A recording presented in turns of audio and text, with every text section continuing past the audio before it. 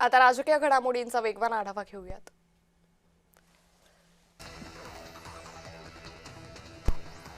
Chhatrapati संभाजीनगरमध्ये MIM पक्षाच्या अडचणींमध्ये आणखी वाढ झाली आहे। एमआयएमचे नगरसेवक मिराज खान यांच्यावर निवडणूक शपथपत्रात तिसऱ्या अपत्याची माहिती लपवून शासनाची फसवणूक केल्याचा आरोप।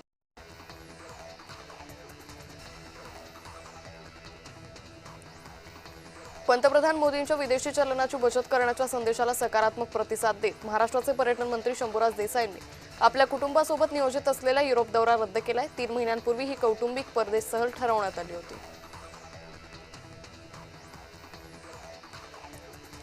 निदा खानसारख्या गंभीर आरोपाखाली असलेल्या आरोपीला अशा पद्धतीने आश्रय देणं खेदजनक आहे, म्हणून पोलिसांनी कारवाई केली असावी, असं वक्तव्य मंत्री चंद्रशेखर बावनकुळेंनी केले। समाजाला हादरवणाऱ्या प्रकरणातील आरोपी असलेल्या सह आरोपीला मदत करणं योग्य नसल्याचंही ते म्हणाले।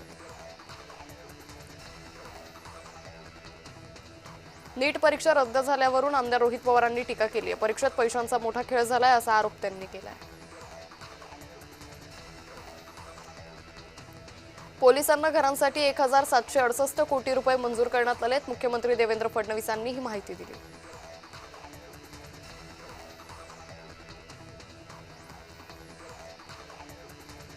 पंतप्रधानांनी केलेल्या काटकसरीच्या आवाहनावर विरोधकांनी टीका केली आहे। सरकार वेगवेगळ्या पद्धतीने जनतेला वेठीस धरण्याचं काम करतंय असा आरोप युविलातील काँग्रेस पदाधिकाऱ्यांनी केला आहे।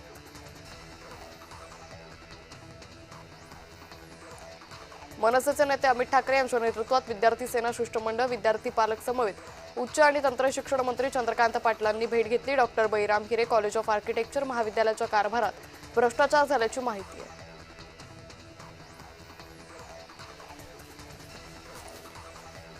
पंतप्रधान नरेंद्र मोदी यांनी केलेल्या आवाहनाला केंद्रीय राज्यमंत्री रामदास आठवले यांनी मेट्रोमधून प्रवास करत प्रतिसाद दिलाय। विरोधकांनी टीका करणं योग्य नाही, यामध्ये राजकारण आणू नये असं आवाहनही त्यांनी केलंय।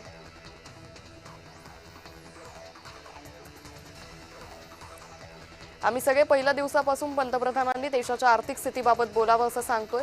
निवडणूक झाल्यावर ते बोलतायत हे विशेष। पंतप्रधानांनी मंत्र्यांचा ताफा कमी करावा, ते करणार आहेत का असा सवाल आदित्य ठाकरेंनी उपस्थित केला आहे।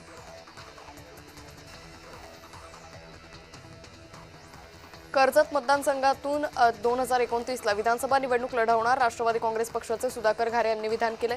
त्यामुळे रायगडमधील महायुतीमध्ये पुन्हा वादंग होण्याची शक्यता आहे।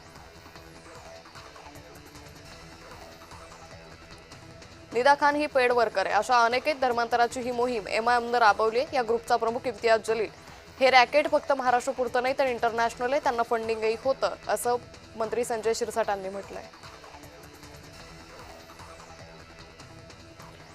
धूल चेहरे पे थी और आईना साफ करता था, देशातील जनतेनं देशभक्ती दाखवायची आहे, यांनी हात वरती करायचे अशा शब्दात सचिन सावंतांनी पंतप्रधान मोदींवर टीका केली आहे।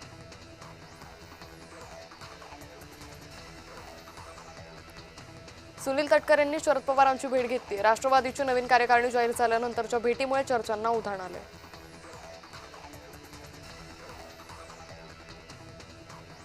मी नाराज नाही, सुनेत्रा पवारांच्या नेतृत्वाचंच कार्यरत आहे, पवारांच्या तब्येतीची विचारपूस करण्यासाठी भेट घेतली असं वक्तव्य सुनील तटकरे यांनी केले।